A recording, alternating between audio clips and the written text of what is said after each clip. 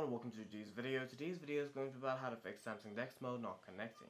For that, the first thing that you must do is check your hardware, make sure that the cables are inserted correctly. You can unplug the cable from both the devices and plug them back in. Also make sure that your TV monitor input is set manually to the correct active HDMI port.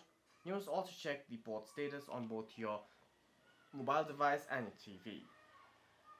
The other thing that you must do is, if your external screen only mirrors your phone instead of opening DeX, swipe down from the top of your screen with 2 fingers and tap the DeX icon in the quick set. The other thing that you must do is turn off maximum power saving mode or power saving mode from your quick settings, and then what you can do is head over to your settings on your device, and then what you can do is search for DeX. If you have DeX on your device, and then what you can do is turn on auto start when HDMI is connected. For any further questions, please feel free to leave a comment down below.